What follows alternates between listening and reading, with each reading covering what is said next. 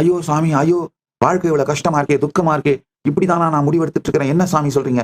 நான் உள்ள இருக்கிறது தான் வெளியில மேனிஃபெஸ்ட் ஆகுதுன்னு சொல்றீங்க. நான் இவ்வளவு மோசமாவா உள்ள முடிவெடுத்துட்டு இருக்கிறேன்? இவ்வளவு மோசமா ஒண்ணும் இல்லையே. எனக்கு பணம் வேணும்னு தானே நான் நினைக்கிறேன். செல்வந்தனா வாழணும்னு தானே நான் நினைக்கிறேன். ஹெல்த்தியா இருக்கணும்னு தானே நான் நினைக்கிறேன். அப்பா, வெறும் இன்னர் டயலாக்ல மட்டும் ஒரு 5 நிமிஷம் பணம் வேணும் தான், பணம் இருந்தா நல்லா தான் இருக்கும், ஹெல்த் இருந்தா நல்லா தான் இருக்கும் அப்படின்னு நினைச்சிடுறது நினைப்பு கிடையாது.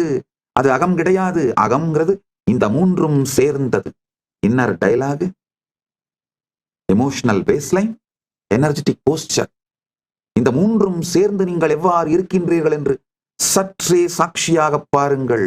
இன்னர் டயலாக்ல கூடங்கய்யா ஒரு 5 நிமிஷம் தான் ஹெல்த் இருந்தா நல்லா இருக்கும், வெல்த்தியா இருந்தா நல்லா இருக்கும்லாம் தோணும். ஆனா ஹெல்த்துக்கு தேவையானது எதையாவது செய்வோமா? கிடையாது. ஹெல்த்தியாலேயே ஹெல்த் இருந்தா நல்லா இருக்குமே யோசிச்சுட்டு முடிச்ச உடனே சட்டி பிரியாணி, அது என்ன பக்கெட் பிரியாணி, ஐயோ பக்கெட் பிரியாணி தின்னுட்டு பாட்டில் அப்படியே குடிக்கிறது. இல்ல சாமி, பழகிடுச்சு சாமி, விட முடியல சாமி. சரி, அட்லீஸ்ட் வில்லேஜ் வச்சுட்டு இதெல்லாம் பண்ணு. நீ செத்து போனே உடம்ப என்ன பண்ணணும்? புதைக்கணுமா, எரிக்கணுமா?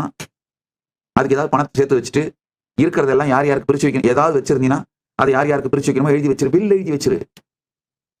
இந்த மாதிரி நான் தொடர்ந்து குடிப்பதனால், தொடர்ந்து மாம்சம் உண்ணுவதனால், உடல் நலத்துக்கு தகாத உணவுகளை கொண்டு வாழ்வதனால் எப்ப வேணா இது புட்டுட்டு போயிரும்.